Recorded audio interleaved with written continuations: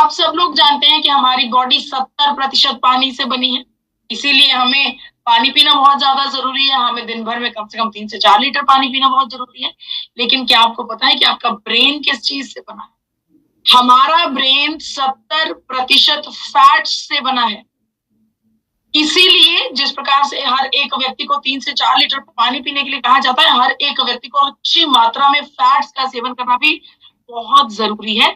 अगर आपने अपने ब्रेन को सही अवस्था में रखना है, हेल्दी रखना है, स्ट्रांग रखना है, आपकी मेंटल एबिलिटीज को स्ट्रांग करना है, फोकस अच्छा होना चाहिए, मेमोरी अच्छी हो, तो उन सब चीजों के लिए फैट्स का सेवन करना बहुत ज्यादा जरूरी है, क्योंकि आपके ब्रेन का भोजन फैट्स है।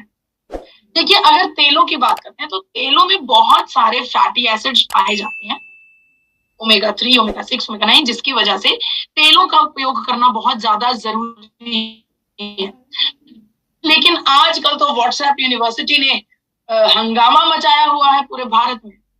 एजुकेशन, इंफॉर्मेशन कम है और बेबुनियादी बातें ज्यादा हैं। आप सबसे मेरा आग्रह है, सिर्फ ये तेल की संदर्भ में नहीं है, किसी भी टॉपिक पर, किसी भी बात पर जब आपको व्हाट्सएप पर कोई मैसेज आता है, उस मैसेज को जरूर पढ़िए, समझिए, अपने ब्रेन के साथ बातचीत कीजिए, उसे इलेबोरेट कीजिए, उसका एनालिसिस कीजिए। उसके बाद ही अगर आपको लगता है कि उसमें कोई सच्चाई है या कोई बहुत अच्छा विचार वो मैसेज लेकर आ रहा है, तब उसे आगे फॉरवर्ड कीजिए।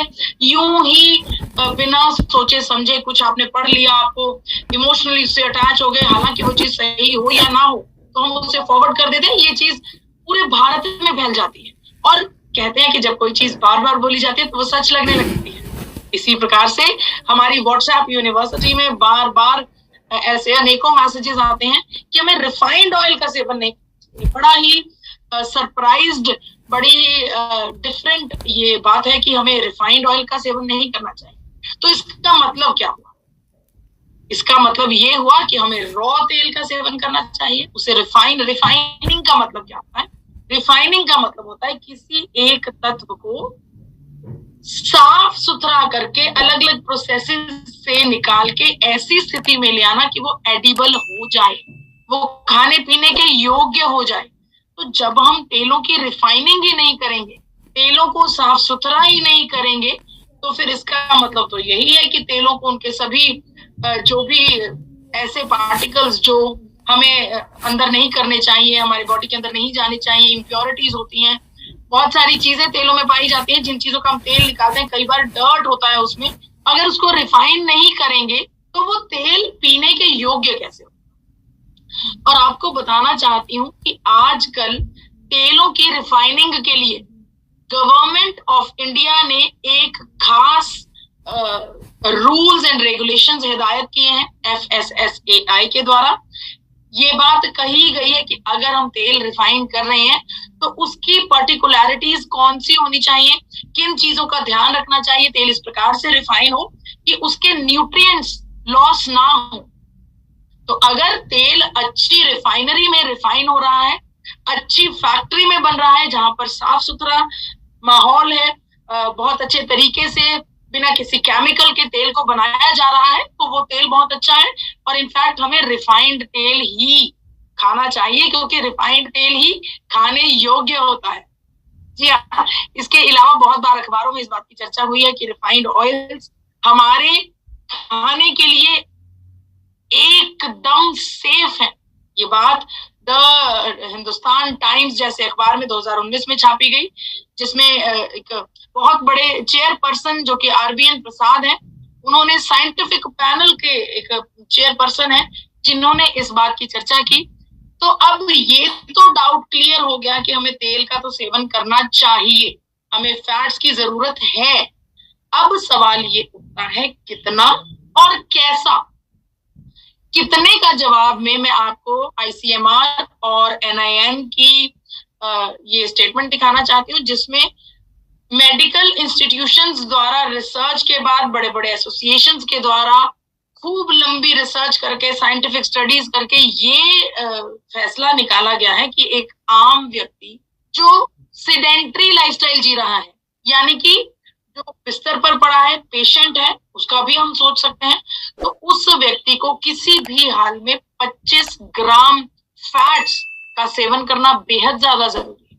और अगर आप थोड़ी बहुत एक्सरसाइज करते हैं, फिजिकली एक्टिव रहते हैं, दिन भर दौड़ भाग चलती है, तो आपको 40 ग्राम फैट्स का सेवन करना बहुत ज्यादा जरूरी है। और यही मात्रा जब बच्चों की बात की जाती है तो उनकी स्टेज में, क्योंकि वो ग्रोइंग एज होती है, उन्हें बड़ा होना होता है, लंबा कद निकालना होता है, ब्रॉडनेस आनी है, मसल्स बनाने हैं, बहुत कुछ उनके बॉडी में चेंजेस होने हैं, तो उनके लिए ये मात्रा 50 ग्राम तक भी जा सकती है रोजाना।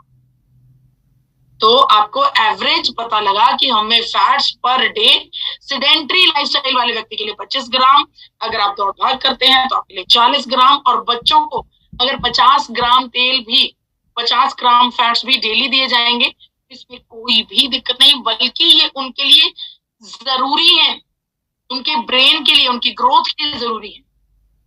अब सवाल ये उठता है कि कैसा तेल, कौन सा तेल? बहुत सारे तेल हमारे आसपास मौजूद हैं, हमें फैसिनेट करने के लिए बड़े बड़े फिल्म स्टार्स एड्स कर रहे हैं तेलों की, कहीं पर क्रिकेटर्स आ रहे हैं, कहीं पर एक्टर्स आ रहे हैं, कहीं पर बड़े लीडर्स आ रहे हैं तेल को एडवर्टाइज करने के लिए कि ये तेल इस्तेमाल करेंगे तो आपके हृदय के लिए अच्छा है, ये तेल इस्तेमाल करेंगे तो आपको बिल्कुल नेचुरल मिल रहा है। आपसे हिदायत है, ये स्मार्टनेस का दौर है, कृपया अपनी स्मार्टनेस को बरतिए, इसका इस्तेमाल कीजिए, और इस प्रकार से किसी भी एंडोर्समेंट के पीछे ना जाइए। इस मात्र तेलों की बात नहीं कर रही मैं, ऑन द होल आपको बता रही हूँ। किसी भी प्रोडक्ट का चुनाव करने से पहले उस प्रोडक्ट को अच्छे से समझिए, उसका बैकग्राउंड देखिए, उसको अच्छे से एनालाइज कीजिए, उसके बाद फैसला कीजिए कि ये प्रोडक्ट आपके घर के अंदर आने के काबिल है या नहीं। मात्र इन बड़ी बड़ी पर्सनालिटीज का चेहरा देखकर इनके साथ हमें अटैचमेंट होती है, हम इमोशनली भी अटैच होते हैं इन बड़ी बड़ी हस्तियों से, क्योंकि कहीं ना कहीं हम इनकी तरफ लुक अप तो करते हैं, हम इनको देखते हैं और इनके जैसा बनना चाहते हैं।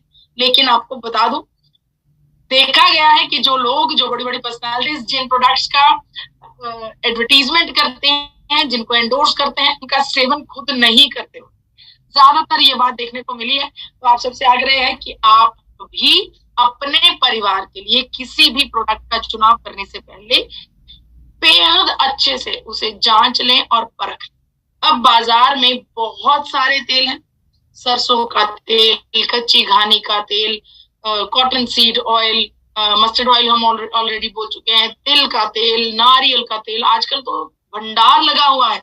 सबसे पहले तो टाइप्स ऑफ तेल बहुत है, इतने सारे प्रकार के तेल हैं, फिर एक एक प्रकार में इतनी सारी कंपनीज तेल को प्रोड्यूस कर रही है। अगर हम किसी भी एक तेल की बात कर लें, मस्टर्ड ऑयल की बात कर लें, तो मस्टर्ड ऑयल में आगे बहुत सारी कंपनीज मस्टर्ड ऑयल बना रही है, तो वहां पर भी ढूंढना जरूरी है कि कौन सी कंपनी सबसे अच्छा मस्टर्ड तेल बना रही है, सरसों का तेल बना रही है। तो ये चीजें जाननी और परखनी बहुत ज्यादा जरूरी है। यहां से अब मैं आपको टेक्निकल चीजें बताने जा रही हूँ। मैं आपको बताऊंगी कुछ ऐसे थंब रूल्स, कुछ ऐसे प्रिंसिपल्स जिनका एग्जाम देकर, जिनसे आगे निकलकर अगर आपका तेल आ जाता है तो वही तेल आपके परिवार के लिए सक्षम है, वही तेल आपके परिवार के लिए सही क्षमताएं रखता है। तो चलिए अपनी डायरी पेन नोट कर लीजिए, क्योंकि मात्र, मैं मानती हूँ आरसीएम परिवार प्यार करता है हेल्थ गार्ड तेल, आरसीएम परिवार का अपना तेल है, अनेकों वर्षों से आप इसका इस्तेमाल कर रहे हैं। लेकिन अगर किसी नए सदस्य को आपको इस तेल के बारे में बताना है तो आपको साइंटिफिकली बताना होगा, क्योंकि आजकल स्मार्टनेस का दौर है और हम सब लोग जब स्मार्ट तरीके से बात समझाई जाती है, जब टेक्निकली फैक्ट्स के साथ बात समझाई जाती है, तो हमें बड़े आसानी से समझ में आती है और उसके सभी पॉइंट्स हम कैच करते हैं। तो चलिए नोट करते हैं तेलों के बारे में डिटेल में, साइंटिफिक बातें क्या है। हर प्रकार के तेल में 3 प्रकार के फैट्स होते हैं, सैचुरेटेड फैट, पॉलीअनसैचुरेटेड फैट और मोनोसैचुरेटेड फैट। अब ये 3 प्रकार के तेलों को हर एक तेल में, 3 प्रकार के फैट्स हर एक तेल में पाए जाते हैं, लेकिन यही फैट्स निर्धारित करते हैं कि वो तेल हमारे लिए अच्छा है या नहीं। अब ये जो फैट्स हैं, ICMR, NIN और WHO, national council of medical research, national institute of nutrition और वर्ल्ड हेल्थ ऑर्गेनाइजेशन, बहुत बड़ी बड़ी एसोसिएशंस हैं। इन एसोसिएशंस ने इनकी मात्रा, इन फैट्स की मात्रा निर्धारित कर दी है कि जिन तेलों में सैचुरेटेड फैट यानी कि सफा 27 से 33% है, वो गुड इनफ है। उसी तेल में अगर पूफा 27 से 33% है तो वो अच्छा है हमारे खाने के लिए। और उसी तेल में अगर मुफा चाहिए, यानी कि कोई भी ऐसा तेल जो 27 से 33, 27 से 33 और 33 से 40 की इस ब्रैकेट को क्लियर करता है, वो हमारे लिए अच्छा है। चलिए अब हम हमारे आसपास मिले हुए जितने भी तेल हैं उन एक एक तेलों का ऑपरेशन करते हैं, उनको अच्छे से समझने की कोशिश करते हैं कि किस तेल में एग्जैक्टली क्या है। आईसीएमआर का कहना यह है कि हमारे तेलों में मुफा थोड़ा ज्यादा होना चाहिए, सफा और पूफा जो है वो कम होना चाहिए। जनरल रेशो हो गई एक तेल की। तो चलिए अब बात करते हैं उन तेलों की जिनमें सफा बहुत ज्यादा होता है। हमें पता है कि हमें सफा कम चाहिए। सफा बहुत ज्यादा उन तेलों में होता है जो देखने में गाढ़े होते हैं, जैसा कि हमारे पास बटर मौजूद है, सफेद मक्खन मौजूद है, देसी घी मौजूद है। ये सभी हाई सफा होते हैं। इनका उपयोग करने से, जब हम बहुत ज्यादा हाई इन सफा वाले तेलों का उपयोग करते हैं तो हमारे शरीर में कोलेस्ट्रोल की मात्रा जो है वो बढ़ने लगती है। कोलेस्ट्रोल की मात्रा बढ़ने, देखिए जब हम लगातार किसी तेल को लंबे समय तक इस्तेमाल करेंगे और उसके इस्तेमाल से डेफिनेटली हमारे शरीर में we are what we eat, जो हम खाते हैं हम वैसे ही होते हैं। हमारे शरीर में चेंजेस आएंगे, हाई कोलेस्ट्रोल होगा, हाई कोलेस्ट्रोल होगा तो हृदय रोग की संभावनाएं होनी बहुत ज्यादा जरूरी है। अब हो सकता है कि आपके मन में ये विचार आए कि पहले के जमाने में तो देसी घी खाते थे, उनको तो कभी हार्ट डिजीज का नहीं दिक्कत आती थी। देखिए पहले के जमाने में जीवन शैली में ही कितना बदलाव था। हमें पानी लेने के लिए कोसों दूर जाना पड़ता था, यहाँ पर बटन दबाइए पानी बाहर, बटन घुमाइए तो आपकी सब्जियां कट रही हैं, रसोई का काम हो रहा है, घी मक्खन सब कुछ तैयार हो रहा है, कपड़े धुल रहे हैं बटन घुमाने से। तो आज की जीवन शैली को उस जीवन शैली के साथ कंपैरिजन करना बिल्कुल भी सही नहीं होगा। आज के दौर में हमें उन तेलों का इस्तेमाल करना चाहिए जो आज की जीवन शैली को सपोर्ट। तो हाई इन सफा यानी कि देसी घी, बटर और सफेद घी, इनका इस्तेमाल हमें नहीं करना चाहिए। इनका ज्यादा इस्तेमाल करने से हमें हार्ट डिजीज का जो खतरा है वो बनता है। तो पहला थंब रूल यही है कि उन तेलों का इस्तेमाल वर्जित है जिनमें सफा बहुत ज्यादा है। जी, तो अब बढ़ते हैं पूफा की तरफ। पूफा के बारे में हमने ये जाना कि पूफा हाई पूफा नहीं चाहिए, हमें पूफा भी लो रेंज चाहिए, हमें मुफा हाई चाहिए। तो अब बात करते हैं उन तेलों की जिनमें जैसे कि हमने डिवाइड कर लिया, ये सनफ्लावर ऑयल कर लिया, करड़ी का तेल कर लिया, मक्की का तेल कर लिया, कॉटन सीड ऑयल कर लिया, सभी अलग अलग प्रकार के तेलों, सोयाबीन तेल कर लिया। इन तेलों की जब चर्चा की जाती है जो कि पूफा में रिच हैं, आप देख रहे हैं पूफा में 27 से 33% चाहिए, लेकिन इन सभी तेलों में पूफा 78%, 69, 59, 55, 61 यानी कि जितनी मात्रा चाहिए उससे 2 गुना से भी ज्यादा है। इट मीन्स पूफा का इस्तेमाल, पूफा रिच इन जिन तेलों में पूफा हाई है, जैसे कि सनफ्लावर ऑयल, सरसों का तेल, corn seed oil, cotton seed oil, ये सब चीजों का, ये तेलों का इस्तेमाल भी हम नहीं कर सकते, क्योंकि जब इन तेलों का इस्तेमाल करते हैं तो हमारे शरीर का जो लिपिड प्रोफाइल है, आप सब लोग जानते हैं हमारे शरीर में जो कोलेस्ट्रोल है वो अच्छा कोलेस्ट्रोल और बुरा कोलेस्ट्रोल होता है। हाई डेंसिटी लिपिड प्रोफाइल यानी कि हाई डेंसिटी लिपिड प्रोफाइल यानी कि अच्छा कोलेस्ट्रोल, जब हम हाई इन पूफा तेल इस्तेमाल करते हैं तो हमारा अच्छा कोलेस्ट्रोल गिरने लगता है, उसकी मात्रा कम होने लगती है।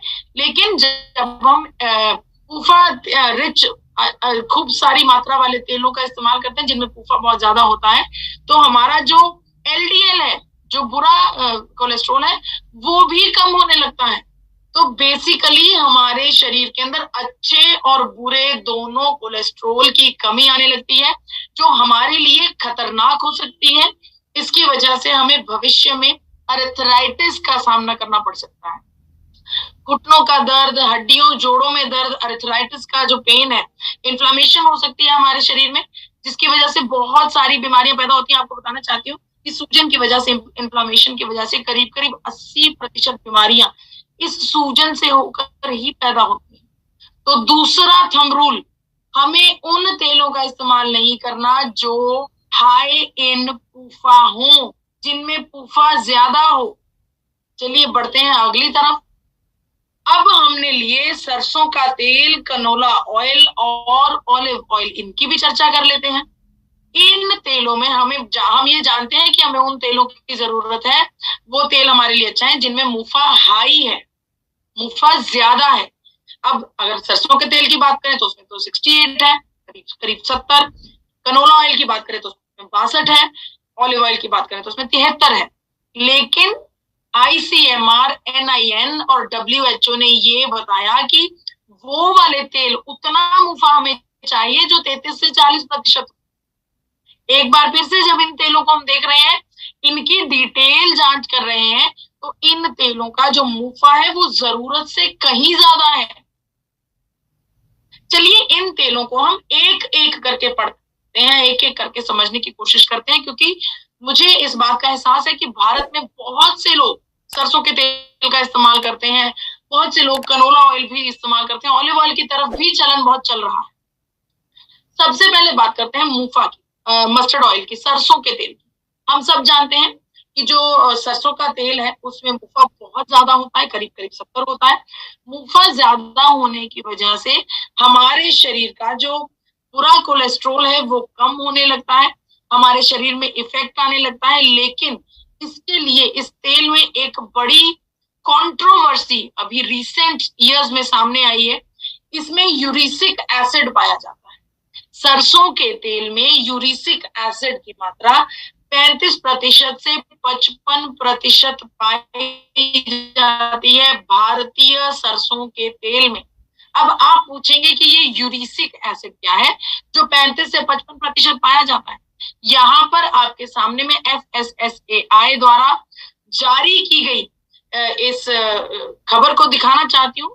इंटरनेशनल मार्केट में, यहाँ पर क्लियर शब्दों में लिखा है, यूएसए का ये पेज है, इंटरनेशनल मार्केट में ये बात क्लियरली कह दी गई है कि भारत में बने हुए सरसों के तेल का इस्तेमाल ना तो आप अपने घर में खाने के लिए कर सकते हैं, ना सरसों के तेल में बने हुए जो अचार, चटनियां, ये सब चीजें होती हैं, इनका उपयोग वर्जित है। यूके में, सिर्फ यूके ही नहीं, यूनाइटेड स्टेट्स ऑफ अमेरिका में भी भारतीय सरसों का तेल बैन है। क्यों? इस यूरिसिक एसिड की वजह से।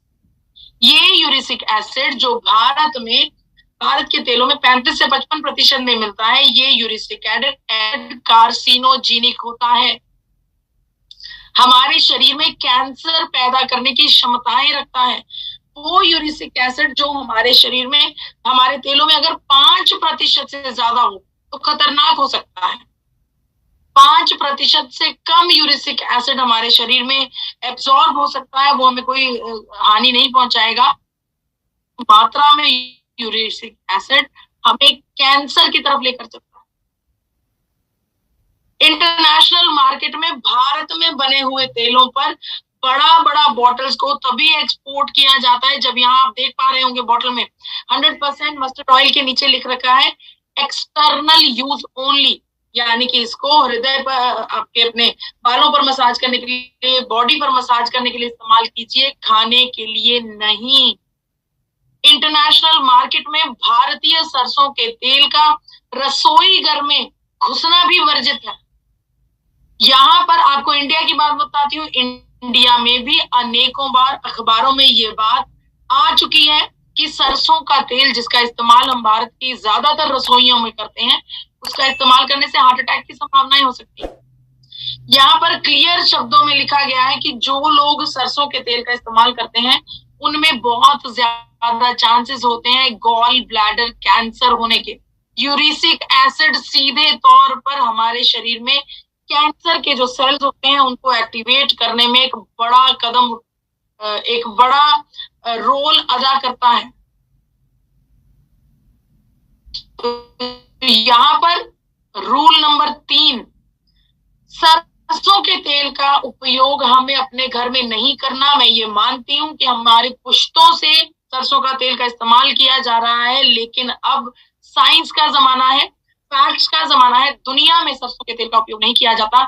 इस रिवाज को, इस रियायत को हमें बदलना होगा। अगर हम अपनी पीढ़ी में इस बदलाव को ले आएंगे तो हमसे आगे वाली जो पीढ़ी है वो इसका इस्तेमाल नहीं करेगी, क्योंकि ये वाकई में जो इतने सारे कैंसर के केसेस हमारे देश में बढ़ रहे हैं उसका एकमात्र कारण ये भी है, सरसों का तेल। चलिए अब बढ़ते हैं कनोला ऑयल की तरफ। कनोला ऑयल अपने आप में जेनेटिकली मॉडिफाइड तेल है। जेनेटिकली मॉडिफाइड का मतलब थोड़ा सा एक तेल ले लिया, थोड़ा सा दूसरा तेल ले लिया, इसको इससे मिक्स कर दिया। मिक्सिंग करके जो हम चीज बना देते हैं उसे मॉडिफाइड, जेनेटिकली मॉडिफाइड तेल कहा जाता है। अब इसमें इस प्रकार से इसे मिला जुला कर बनाया गया कि आर्टिफिशियल तरीके से इसके अंदर यूरिसिक एसिड कम करके 2% पर ले आए, 2% पर। यानी कि ये खाने पीने के लिए, अगर यूरिसिक एसिड के संदर्भ में बात करें तो ये ओके है, खाना चाहिए। लेकिन आपको बताना चाहती हूँ कि कनोला ऑयल में ओमेगा 3 फैटी एसिड बहुत ज्यादा है। अब ओमेगा 3 फैटी एसिड से क्या मतलब है, क्या ज्यादा, उससे क्या होगा अगर ये ज्यादा होगा? जिस तेल में ओमेगा 3 फैटी एसिड ज्यादा होगा वो हीट सेंसिटिव होगा। उस तेल को बहुत ज्यादा गैस पर पकाया नहीं जा सकता, और हमें तो अपने, हमारा तो ट्रेडिशन है, हमें परांठे गैस पर पका कर खाने हैं, हमें पूरियां खानी है, पकौड़े तलने हैं, हमारा ट्रेडिशन है वो खाना पीना। हमारे घर में ज्यादातर चीजें तलकर बनती हैं, हम इस्तेमाल करते हैं ऐसे हमारे भोजन को। तो अगर हाई इन ओमेगा 3 तेल को हम इस्तेमाल करेंगे तो उस तेल का इस्तेमाल करने से हमारे शरीर में बेहद गंभीर परिणाम आ सकते हैं। देखिए अब मैं आपको थंब रूल्स बता रही हूँ तो मैं उसका आपको हल भी बताऊंगी। हम ऐसे, हमें तेल की जरूरत है जिसका स्मोक पॉइंट बहुत ज्यादा हो, जो सड़ने पर, गैस पर रखने पर जब बार बार हम कुछ फ्राइंग करते हैं उसका जो न्यूट्रिशन वैल्यू है वो बनी रहे। तो बेसिकली एक बार फिर से आपको याद दिला रही हूँ कि ICMR, NIN और WHO ने क्या परसेंटेज बताई थी। सफा 27-33, फूफा 27 से 33 और मुफा 33 से 40। अब इसको आपने नोट कर लिया होगा। अब हम चर्चा करते हैं इन सभी थंब रूल्स को पूरा करने वाले तेल, जो कि है rice bran oil, physically refined rice bran oil. इस तेल में नेचुरली माँ कुदरत ने, माँ प्रकृति ने नेचुरली इस तेल को इस तरीके से बनाया है कि इसमें सफा, पूफा और मुफा उसके अकॉर्डिंग है, जो कि बड़ी बड़ी मेडिकल एसोसिएशन ने बताया है। अब ये, इसका मतलब ये नहीं है कि सिर्फ एक पर्टिकुलर राइस ब्रान ऑयल में ये सब कुछ अच्छा होगा। इसका मतलब ये है कि जितने भी ब्रांड्स मार्केट में आपको physically refined rice bran oil दे रहे हैं, उन सभी तेलों में सफा, पूफा और मुफा जो है वो एक्यूरेट आएगा, वो हमारे लिए अच्छे हैं, खाने के लिए बेहतर है। पर अब सवाल ये उठता है कि मार्केट में बहुत सारे ऐसे तेल हैं जो फिजिकली रिफाइंड ऑयल बना रहे हैं, उनमें से सबसे बढ़िया क्या है? आपको एक और बात बताना चाहती हूँ कि जो राइस ब्रान ऑयल है, physically refined rice bran oil, इस ऑयल में ओमेगा 3 की मात्रा कम होती है। तो हमें तो हमारे शरीर को ओमेगा 3 चाहिए, तो अगर आप physically refined rice bran oil का इस्तेमाल कर रहे हैं तो जरूरी है कि आप उसके साथ ओमेगा 3 का जो पोषण है वो अपने शरीर को देते रहें। उसको, उसकी भरपाई करने के लिए आप चिया सीड्स का उपयोग कर सकते हैं, आप सिंपल अखरोट का सेवन कर सकते हैं रोजाना, आप अलसी का, फ्लैक्स सीड्स का सेवन उपयोग कर सकते हैं, या फिर आप किसी सप्लीमेंट का भी उपयोग कर सकते हैं। तो आपको अपने शरीर में ओमेगा 3 को as a supplement, as a natural diet देना होगा, ये जरूरी है। देखिए जो एंटीऑक्सीडेंट प्रॉपर्टीज हैं वो हेल्थ गार्ड ऑयल में किस प्रकार से आपको बताना चाहती हूँ, क्योंकि हेल्थ गार्ड तेल में टोकोफेरॉल, टोकोट्रिनॉल और ओराइजनॉल, ये तीनों एंटीऑक्सीडेंट्स पाए जाते हैं। बहुत कम ऐसे तेल होते हैं जिसमें 3 प्रकार के अलग अलग एंटीऑक्सीडेंट्स मौजूद हो, जो कि अपने आप में एक बड़ा नंबर है। और इसके अलावा हमने अगला थंब रूल बनाया था कि जिसका स्मोक पॉइंट सबसे ज्यादा हो, तो आपके सामने स्क्रीन पर आप देख सकते हैं अलग अलग तेलों के स्मोक पॉइंट्स। ऑलिव ऑयल का सबसे कम है, उसके बाद सोयाबीन का तेल, कनोला का, पीनट मूंगफली का तेल, ग्रेप सीड ऑयल, और सबसे ज्यादा smoke point rice bran oil का है। यानी कि इसे हम जितना भी पकाते हैं गैस के ऊपर, इसके न्यूट्रिएंट्स नष्ट नहीं होते। राइस ब्रान ऑयल को जापान में हार्ट ऑयल के नाम से जाना जाता है। यूएसए में इसे हेल्दी फूड का दर्जा दिया गया है। तो सातवां थंब रूल ये है कि हमें उस राइस ब्रान ऑयल का सेवन करना है जिसमें ओराइजनॉल की मात्रा सबसे ज्यादा हो। यहाँ पर आपका जो सवाल है कितने सारे ब्रांड्स हैं, उनमें से एक कौन सा, उसका हल मैं आपको बता रही हूँ। आप सबको पता है कि हमारे शरीर में कोलेस्ट्रॉल का जमाव बचपन से होने लगता है, और इस जमाव को कम करने के लिए हमें ऐसे तेल की जरूरत है जिसमें ओराइजनॉल की मात्रा ज्यादा हो। कम से कम 1000 mg से 1400 mg की जो मात्रा है वो हमारे लिए बहुत ज्यादा जरूरी है। तो उस राइस ब्रान तेल को लेना है जिसमें, अगर हम कंपेयर कर रहे हैं अलग अलग ब्रांड्स को, मैं यहाँ पर किसी भी ब्रांड की प्रायोरिटी नहीं कर रही, किसी भी ब्रांड की एडवर्टीजमेंट नहीं कर रही, आपको बिल्कुल क्लियर ये बता रही हूँ कि सभी ब्रांड्स को बराबर रखिए, जिसमें ओराइजनॉल की मात्रा सबसे ज्यादा है वो आपके लिए सबसे अच्छा है। इसके अलावा अगर कुछ और आप जांच करना चाहते हैं, पड़ताल करना चाहते हैं, बिल्कुल स्मार्ट कस्टमर की तरह आप ये जानना चाहते हैं कि जिस प्रोडक्ट का आप इस्तेमाल कर रहे हैं उसकी शुरुआत कहाँ से हुई और उसकी पैकिंग तक का जो प्रोसेस है वो कैसा है, तो आपको अपनी कंपनी के बारे में जानना चाहिए जिस कंपनी में ये तेल बनाया जा रहा है, मैन्युफैक्चर किया जा रहा है। यहाँ पर ये देखना बहुत ज्यादा जरूरी है कि किस प्रकार से तेल बनाया जा रहा है, इस तेल को बनाने में साफ सफाई का कितना उपयोग रखा जा रहा है, यहाँ पर कितने अच्छे तरीके से तेल की प्रिजर्वेशन की जा रही है, पैकिंग कितनी साफ सुथरी की जा रही है, ये सब चीजें मायने रखती हैं। इसके अलावा आप ये भी देख सकते हैं कि जिस कंपनी का आप तेल खा रहे हैं क्या वो सर्टिफाइड कंपनी है, क्या उसके पास बीआरसी सर्टिफिकेशन है, क्या एफडीआई है, एफडीए ऑडिटेड है। देखिए यहाँ पर भी ये बहुत ज्यादा समझने की बात है कि एफडीए ऑडिटेड एक बड़ा शब्द है। ऑडिट करना यानी कि हर एक पत्ते पत्ते की जांचने और परखने के बाद ऑडिटिंग की जाती है। जो भी कंपनी एफडीए ऑडिटेड होगी वो कंपनी सबसे अव्वल दर्जे की होगी। अगर उस कंपनी को एफडीए अप्रूवल मिला हुआ है तो ये सबसे बढ़िया बात है। तो मैं आपके सामने ये कहना चाहती हूँ कि अगर आपके पास जो भी तेल आप इस्तेमाल कर रहे हैं उसको बहुत सारे सर्टिफिकेट्स मिले हुए हैं, तो उन सर्टिफिकेट्स के बिना पर हमें ये समझ में आता है कि ये कंपनी अच्छी कंपनी है। क्योंकि देखिए कभी भी हमें आईआरसी बीआरसी सर्टिफिकेट मिला होगा, हलाल सर्टिफिकेट, कोशेर सर्टिफिकेट, बड़े बड़े एक्सपोर्ट हाउस जब हमें सर्टिफिकेट्स देते हैं तो इसका मतलब ये है कि जो तेल है वो इंटरनेशनल क्वालिटी को मेंटेन कर रहा है।